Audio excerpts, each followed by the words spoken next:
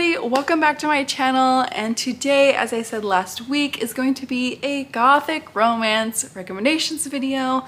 There are a bunch of us from the Romance Readathon, that is the Phantom of the Opera theme this year, doing Gothic romance recommendations for you today. I'll leave a playlist link in my description below, but yes, I actually went way overboard as always, and I kind of have over 30 recommendations for you. So this is going to be my ultimate Gothic romance recommendations video. Yes, I have paranormal Gothic romance, I have romantasy Gothic romance, I have Why Choose Gothic Romance Academia, of course, and I even have some rom-coms that are Gothic romances. So settle in, this is going to be a very long video, and let's just get straight into the recommendations. So we're gonna start right off with Gothic Why Choose, because that's one of my favorite subgenres. The more the merrier, okay? The more the merrier. My first book is one that I'm actually going to be reading for the readathon. Like, I have been dying to read this for a very long time, and I finally get to. It's called Philomena and the Seven Deaths. This is by Kendra Moreno. I have been obsessed with this cover ever since I saw it, and it is absolutely a Gothic Why Choose romance. Philomena was widowed at a very young age, so she thought she was living the life until she wakes up 6 feet underground. This book sounds like she keeps dying and coming back, and every time she comes back, either a reaper or a demon greets her, and maybe she has a relationship with those beings. The thing that got me the most on this, honestly, it says it is perfect for fans of Penny Dreadful, the TV series, and I loved that series. It was totally dark and creepy, and that's what I'm hoping from this book. I want a dark and creepy Why Choose, so I really hope I'm gonna love it. But yeah, this is high on my priority list for a Gothic romance for the readathon. The next book is Hollow by Karina Halley. This is a Sleepy Hollow retelling involving Cat, the Headless Horseman, and Ichabod Crane characters. Is definitely a super atmospheric Gothic retelling of it. There's even some academia in this, and it is a throuple situation. So the second book, there are 2 books in this. The second one, oh boy, I hope you want spice, because Karina Halley delivers in this series. It's really good. I loved it. I gave it 5 stars when I read it, and yeah, I love everything about it. I thought I bought it, but I can't find it. It's probably on my shelves somewhere. I should probably find it, but I don't know where it is. And then we have Consort by Ada Dart. This one sounds cool because it sounds like it's in a techno-Victorian sort of world, so I'm thinking more of like a gas lamp romance of some kind, and it's with a territory master, and then his closest servant is actually her fated mate, but she wants them both. So I don't know what this is all about, but it sounds kind of cool. This one has fated mates and a shifter, so I know for the Romance Readathon, if you're on my group, Why Choose and Shifter, if you wanted to read that kind of a book, you don't get points for both, but you do get points, so it would be kind of cool. And it does sound like this one is very, very spicy. Check trigger warnings as well, it might be a little bit darker. And then we have A Circus of Monsters by Lila Price. This one is Gothic Victorian, but also a monster romance.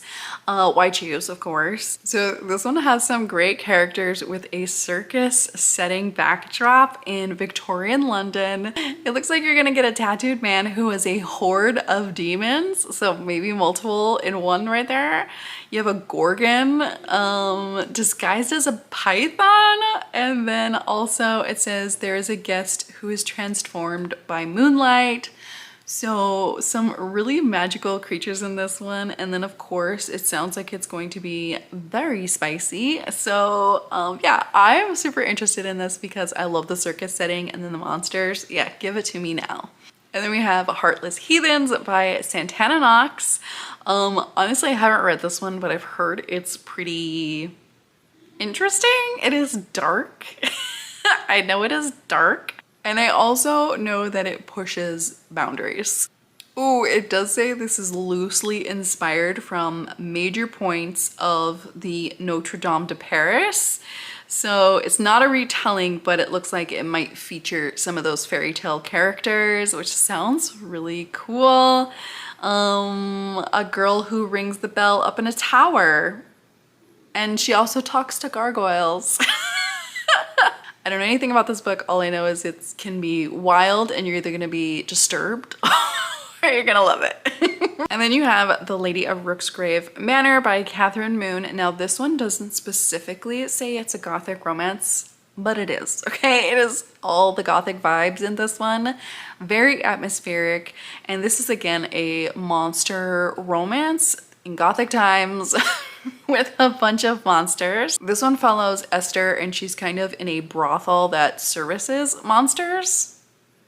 She wants to become one of the sex workers there. So this one's very interesting. I know it's very spicy. I've read some of this book, honestly. I don't think I ever really finished it. I think it's just one of those books that I put down and then forgot to pick up again, but I do really want to read this again. I know that it has to deal with like an invisible man maybe, and then some other monsters that are really good. So I do really want to read this. I know a lot of people that have liked it and a lot of people that were like, this is too crazy. And honestly, I like the craziness. Gothic Academia. So obviously all these books are going to be at school settings. And the first one is A Lesson in Love and Death. This one is also a bit comedic, so it could be a rom-com, but I don't think it's specifically written as a rom-com. Maybe more of just like a slow burn kind of cozy humorous vibe. You have a girl who all she wants to do is study and read books, and she got a scholarship to an exclusive Gothic college on an island. Are we on an island? No, we're not on an island on this one. At least it doesn't say so in the synopsis.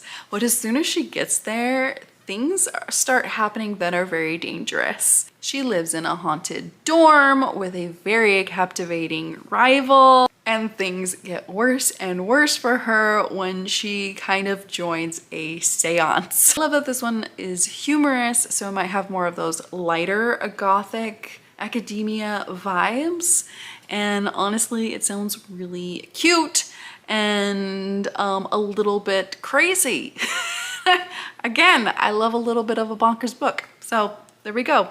And then we have Blood Orange by Karina Halley again. This is a witch hunter has to try to kill the vampire that inspired the book Dracula, and he is a professor at a school in Italy, I think it was, in Italy, and no, Venice, that's what it is. And this book, if you want student teacher, this is great, okay? There's some really good things. She plays a pipe organ, and I never knew an organ, like a pipe organ, could be sexy. Karina Halley did it, okay? Karina Halley did it. And yeah, this one also has a huge cliffhanger ending. You will want to read the second book as soon as you finish this, but it is so good. This was one of those endings where I was like, oh, what? It was so good. I loved it. Anyways, Dark Academia in Venice with a music teacher and a student. Super spicy, very delicious. And then we have Nocticadia. This one also was incredibly great. I gave 5 stars to. This one is an elite school on an island with a professor named Dr. Death. Really, there's a girl there going to try to uncover secrets of her past or her mother's past. And she becomes the student, what are they called? Like when the professor has like a helper in research, a lab assistant? There you go, a lab assistant. She kind of tries to become Dr. Death's lab assistant. Of course, he's very resistant to her because he has the hots for her. He doesn't want none of that, but she worms her way in there and they have some really great times. The mood and the atmosphere of this book is incredibly bleak and gothic, and then the whole mystery surrounding the island too.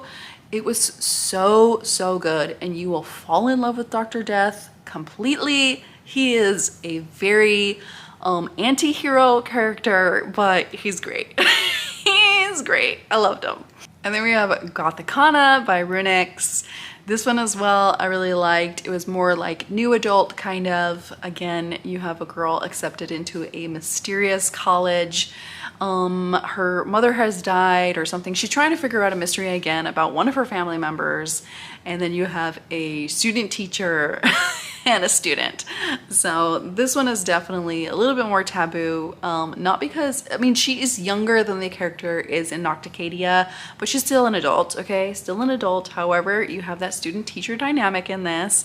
And again, mysterious college, things go awry. And then the atmosphere in this is just very dark and very gloomy. a lot of rainy moments, you know what I mean? It's very gothic, okay? It's very gothic. Gothic RomCom. Okay, I did only find 2 of these. I'm sure there are more, but these are the 2 that I found. The first one is Your Coffin or Mine by Jacqueline Hyde. This one, come on, already the cartoon cover, it just looks super cute, right? Like I want to read this one. This is again a monster romance, clearly with vampire. It says she's a runaway bride and he's a 600-year-old grumpy vampire pretending to be a human, and it's just a disaster waiting to happen. What got me is that this says it's The Holiday meets Dark Shadows. And it's a Grumpy Sunshine type of story. This just looks super, oh, he needs money to repair his ancestral home. And she needs a place to lick her wounds after getting her heart broken. Well, there you go. Match made in heaven right there. This is another one that I really want to read for the readathon, just because I think I'll need like some lighter books, because sometimes Gothic romances can be very heavy, but they don't always have to be.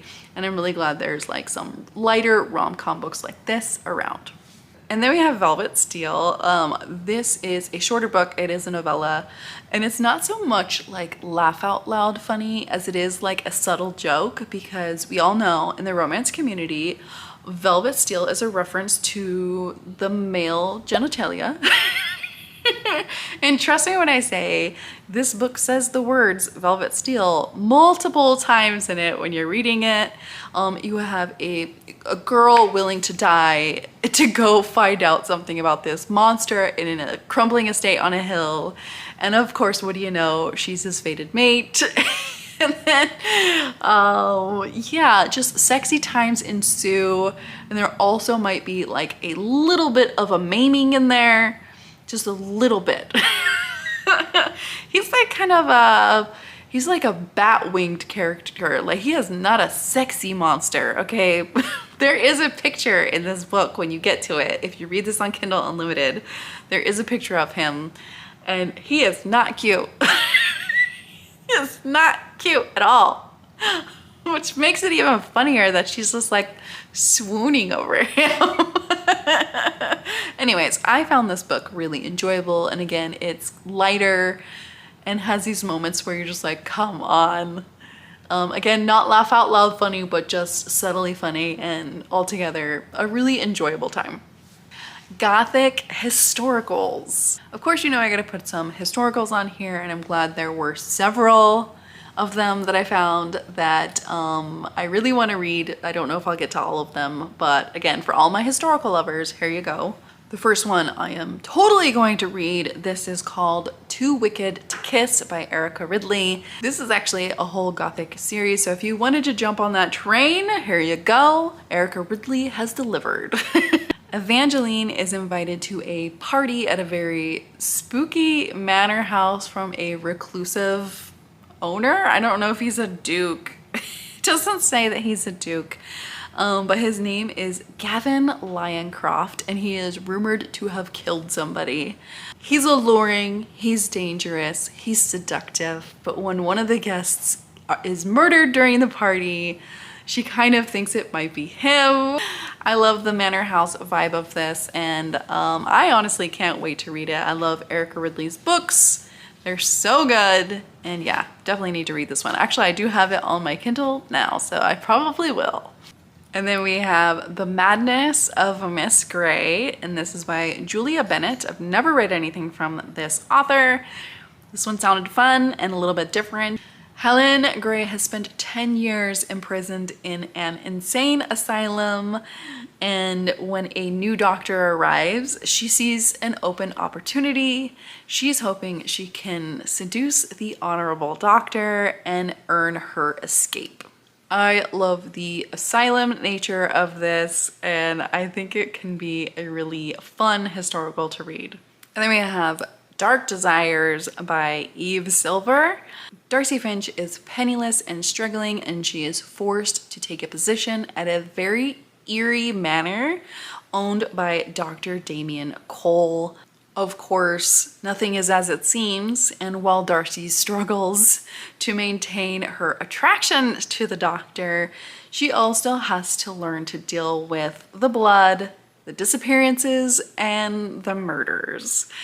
This sounds cool. It sounds like he might be the killer of the East End, but maybe not. Maybe he's misunderstood. Who knows? But again, this is like an all Gothic series of books. So if you want to read one and then read a ton of others, there you go as well. And then we have Devil at the Gates. This one is by Lauren Smith. I have read a couple books from Lauren Smith and I really enjoy her writing. The books that I read were pirate books, but this one is a Gothic historical romance. Harriet is fleeing her cruel stepfather, and when her coach overturns in the middle of the night, she seeks help from whoever is nearest, and then she goes through a very scary set of gates that are guarded by a fierce demonic gargoyle statues. And she kind of enters the shadowy haunted home of the Duke of Frostmore. Oh, the Duke is struggling with the tragic deaths of his wife and his brother, so he just really wants to be left alone, and apparently he is very fiercely sensual, but also has a frightening temper. And he's called the Devil of Dover. Yeah, this just sounds super cool. I do have this one as well on my Kindle. I definitely think this is another one that I'm probably going to read. And then we have Bride of the Haunted Manor. This is a novella, and this is by an author called Saphira. This one sounds kind of cool. It says, I thought I was taking another caretaker job in a sprawling English estate. How wrong I was. The Blackwood Manor harbors secrets wrapped in whispers and tragic romance, and she has a unique gift that lets her talk to spirits. Ooh, I find myself in a love that transcends life and death. Does she fall in love with one of the spirits? Oh my god. That would be cool. 200 pages, historical setting. And it says it's historical erotica, so this is probably extremely spicy. And then we have One Dark Window. This is by Rachel Gillig. This is a well-beloved Gothic novel. It doesn't, again, specifically say it's Gothic. Oh yes, it does. It's in the Gothic fiction section. So there you go. This is more Gothic fiction than Gothic romance, but there is a little bit of a romance in it, I'm pretty sure. You have Elspeth, who needs a monster to save her kingdom. So she lives in this estate, castle, whatever, and she needs to work with this monster, again, to save her kingdom. I don't know a heck of a lot about this book. I haven't read it, but I know a ton of people love it. So there you go. Read this one for sure. It's more of a traditionally published book, and again, it has like thousands of ratings. So definitely check this one out. Gothic Paranormal. Yes, these are going to be all your vampires and werewolves and all of that kind of thing. I think it's honestly mostly vampires. And the first book here is called Feeder by Courtney Lee. Courtney is someone I actually follow on Instagram. I didn't know she was an author when I first followed her. I just loved her content. And then I was like, oh, you write books, girl? I need to read one. And I think this is going to be my first book that I read from her. She also writes like alien romances and stuff. She's very fantastical. She does a lot of like cosplay and stuff, and she's just really cool. I highly recommend you follow her on all her socials. She also has a bit of a YouTube channel, but I mostly follow her on Instagram. This one is all about Ophelia, and she is groomed her whole life to be food. She is groomed to be a feeder, and when she is chosen by a devilishly handsome lord to be his personal blood bank, she thinks she's made it. She's like, I've made it. Life is gonna get easier from here. Kieran is the Lord Vampire. He's not like all the other vampires, of course. He doesn't just want her for food. He wants her for a lot more things.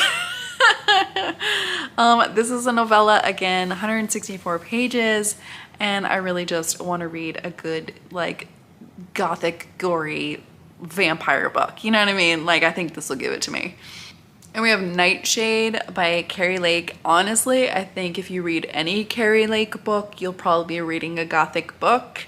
But this one was in the paranormal section, so I'm putting it here. You have a girl who spends her whole life investigating things that cannot be explained very easily. She finds evidence of another world in a place called Nightshade. This place is where she meets a reclusive, decaying cliffside cathedral and owned by Jericho Van Croy. So he's a bad dude. She's attracted to him in this very decaying estate. Some kind of mystery involving the other world. Yeah, I don't know. All I know is Carrie Lake writes a great book and I want to read it. And then we have Coven of Ill Repute. This is by S.L. Prater. And honestly, I don't really know much about this book except for the first line says, trapped in a haunted castle with my immortal enemy. A Duke! Duke of the Damned. He's dead. What joy. The Duke of the Damned is dead. Her coven is blamed for his murder and she's desperate to clear the air. She only has 1 week to find the culprit and she has to partner up with her ex-partner, the enigmatic detective Liam Rourke. Of course, he's the most cantankerous vampire that she ever knew and she just despises him.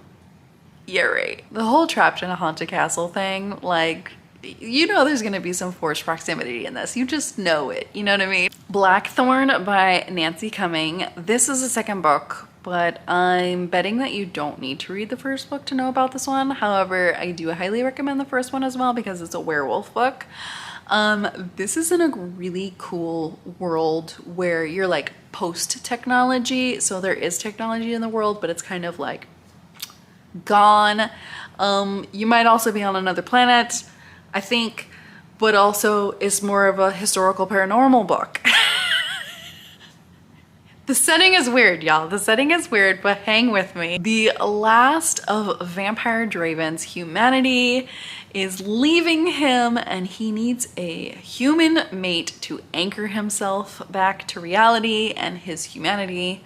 Historian Charlotte is presented with the opportunity to become his mate for at least a year, and she cannot say no because who wouldn't want to talk and write a book about stories from 100-year-old vampires? So of course she accepts, and of course the entire marriage is a disaster. I don't know if this is quite a rom-com, I wouldn't say so, but it is a lighter paranormal gothic book.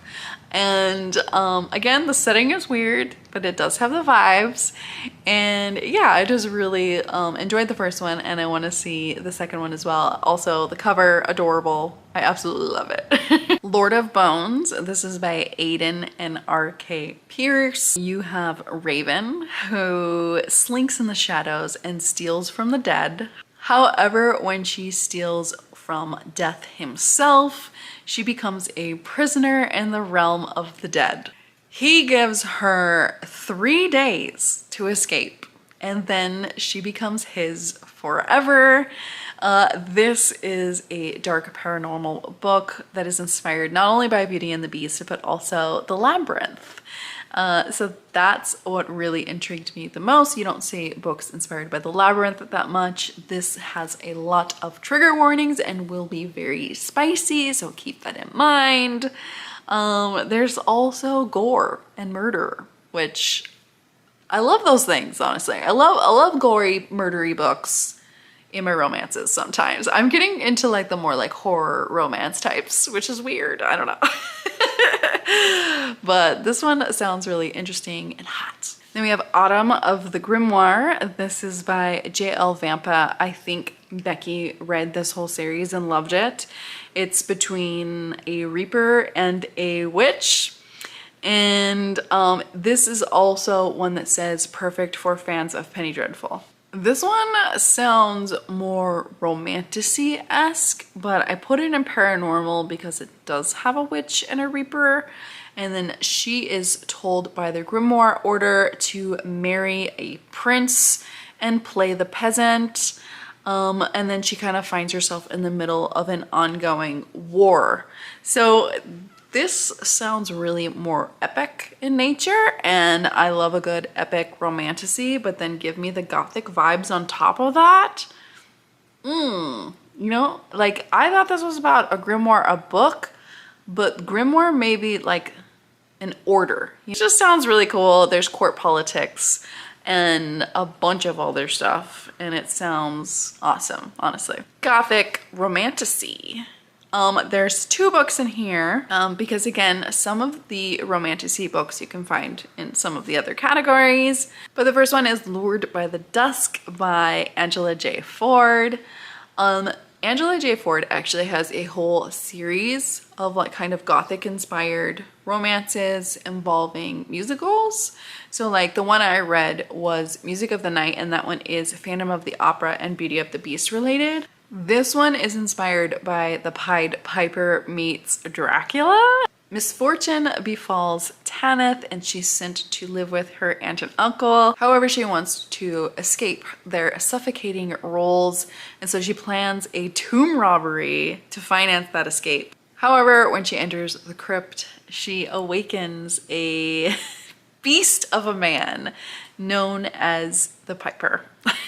Anyways, this is part of a series, but these books are all standalones, so you absolutely can read them out of order in any way you choose.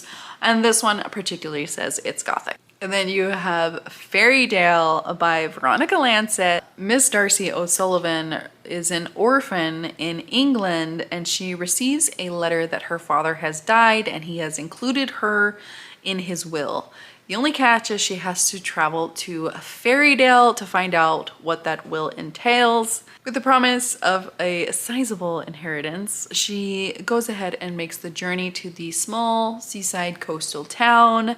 However, when she gets there, things start to go amiss. This one says it does have a love triangle, but not in the traditional sense. So I'm really curious about what the heck is going on in this book.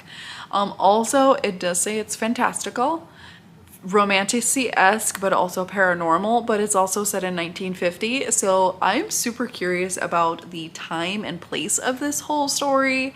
Like it just seems like a mishmash of a lot of different subgenres of romance, but you all are set in this mysterious coastal seaside town, and it's also Gothic. So I'm just super curious about this, how this book is.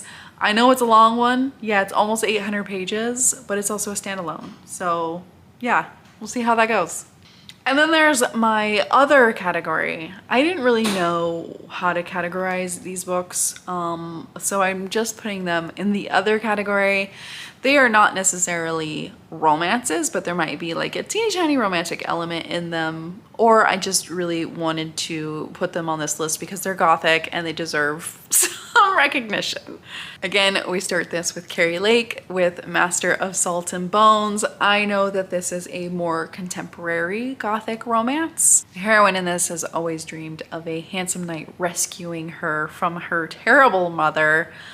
However, this is not exactly what she gets. Her handsome knight is actually a very scarred and cursed hero, just as cursed as she is. And he isn't necessarily searching for her. In fact, he's probably actively avoiding her. But he's a recluse and he's intoxicating and alluring, and definitely something about this is forbidden and dark and gothic. So again, this is probably a contemporary that I would actually read because it's Carrie Lake. What Moves the Dead by T. Kingfisher.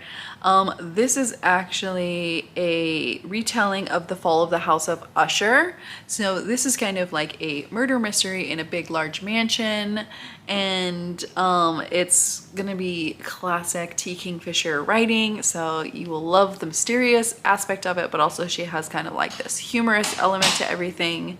This book also has something to do with a mysterious fungal growth that surrounds the hero's longtime friend's house, and things are happening that are weird and people are acting strangely. So there's that one. I do actually have this on Everand on audiobook. I might read it. I don't know. It sounds kind of creepy. A fungus? Is it gonna scare me? I don't know. And then we have One of Us Knows by Alyssa Cole. This is a thriller. I read Alyssa Cole's first thriller and really loved it, and so I really wanted to read this one at some point as well. This is about a new caretaker at a historic estate, again, that is creepy and possibly full of ghosts. This historical estate is on an island, and there is a murderer on the island as well. So I think she's trying to escape the island, but also escape this house somehow. I'm not sure. I don't want to read the whole synopsis, especially not for thrillers, but yeah, it has this gothic vibe with the historical estate on an island that's shrouded in mystery with a murderer. Gotta love it. And the last book on this list is Graves by Caitlin Taylor. I saw this cover and I did kind of write it off because when I read the synopsis, it was more contemporary, and I'm not always a fan of contemporary. But then I saw Jess from Honest Fiction read this book and she ended up liking it a lot. It sounds like you have an obsessive hero and his brother going after the same girl. So you have one that is like, she's mine, no one else can have her. And then you have his brother going, my brother has turned crazy and I'm not sure why, maybe it's this girl. And then of course the obsessive brother gives the one the job of protecting the girl, and they all fall in love. How is this gonna go? Is it gonna be a love triangle, or is it gonna be a throuple situation with brothers? I don't know, but this sounds cool. I do love the cover. It is contemporary, and it is gothic. Those are all my recommendations. Hopefully you found a few books to add to your TBRs. Let me know if you're gonna read any of these, or if you have a favorite Gothic romance that I didn't list here. I know I listed a lot, but a lot of these are from Kindle or Kindle Unlimited, or maybe ones that I found on Everand that I personally think sound interesting and want to read or have read. Anyways, thank you for sticking with me today on this very long recommendations video. I hope you have a wonderful day, and I'll see you next time. Bye!